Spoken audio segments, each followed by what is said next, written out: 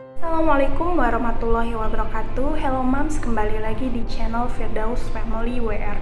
Nah, pada video kali ini aku akan membahas bagaimana cara kita mengajari anak kita untuk toilet training ya moms, sesuai dengan pengalaman pribadiku. Simak terus ya moms videonya.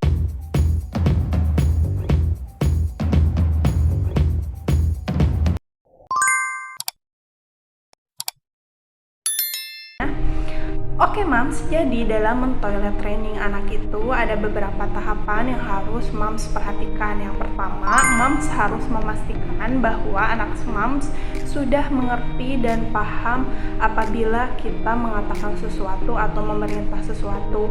Mams bisa contohkan kepada anak Mams untuk mengambil suatu barang, dan kalau dia sudah mengambilkannya berarti dia sudah paham apa yang Mams ucapkan.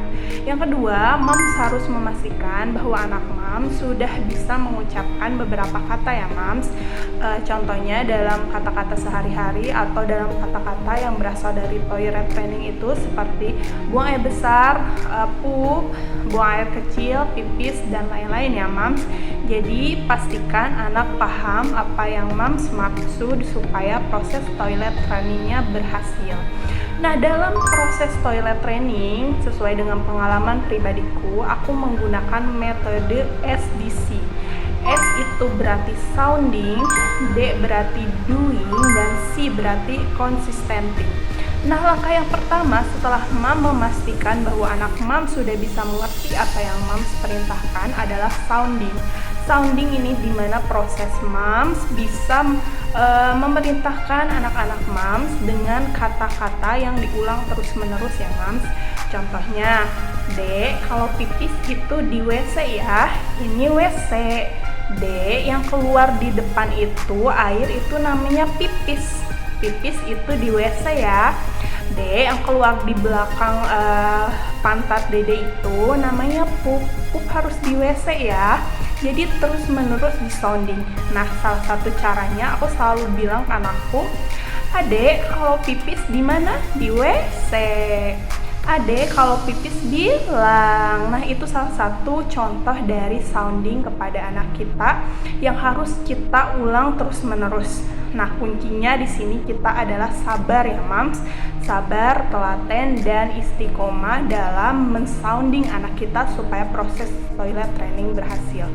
Nah, yang kedua adalah doing. Cara doing ini adalah cara yang benar-benar memerlukan kesabaran yang ekstra ya Mams, karena kita dituntut untuk harus selalu memberikan perhatian kepada anak kita supaya bisa buang air besar, buang air kecil di WC. Nah, langkah yang pertama dari doing ini adalah kita melepaskan popok dari anak kita. Dengan melepaskan popok di badan anak kita akan merasakan air yang mengalir dari pipisnya itu. Jadi dia merasakan basah, dia merasakan pup di pantat dia, dan itu akan menjadikan dia aware bahwa aku salah pipis tidak di tempatnya. Jadi dia merasakan celananya basah, bajunya basah, dan lain-lainnya Mams. Jadi yang pertama yang harus Mama lakukan adalah melepaskan popok di keseharian anak-anak kita. Yang kedua adalah kita harus membawa anak kita rutin ke toilet ya Mams. Jadi dalam durasi waktu setengah jam sampai 1 jam kita harus memastikan anak kita pipis di WC, menunggu dia sampai mengeluarkan kotoran dari badan dia. Selanjutnya, setelah kita membawanya selama setengah jam atau 1 jam, kita juga harus membawa dia ke toilet pada jam-jam tertentu. Misalnya setelah dia bangun tidur, atau setelah dia minum banyak minuman, dan lain-lain. Di waktu-waktu tertentu anak pipis atau buang air besar ya Mams. Nah, dari pelepasan popok ini juga Mams bisa tahu kapan waktu-waktu dia pipis. Jadi bisa kita tahu anak pipis jam berapa, anak pipis durasinya berapa jam sekali, dan lain-lain ya Mams.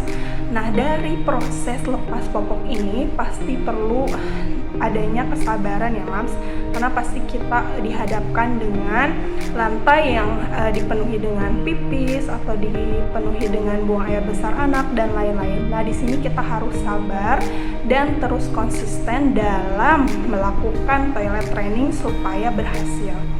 Nah, yang terakhir, yang ketiga adalah consistenting. Consistenting ini adalah hal yang sangat penting, juga final dari proses toilet training.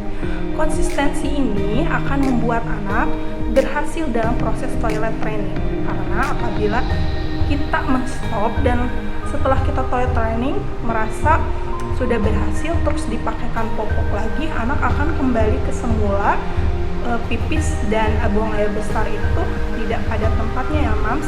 Jadi perlu dilakukan konsistensi di keseharian anak-anak kita dalam melakukan toilet training. Nah, jadi dengan melakukan metode SDC ini, anakku di usia 1,5 tahun sudah pipis dan buang air besar di toilet dan tidak menggunakan popok lagi. Mudah-mudahan bermanfaat ya Mams, karena aku juga masih belajar dan video kali ini juga pasti banyak kekurangannya. Jadi untuk Mams yang punya tips lain yang berhubungan dengan toilet training supaya kita bisa belajar sama-sama, bisa tulis di kolom komentar. Dan kalau Mams merasa video ini bermanfaat, jangan lupa like, comment, and subscribe. Terima kasih. Wassalamualaikum warahmatullahi wabarakatuh.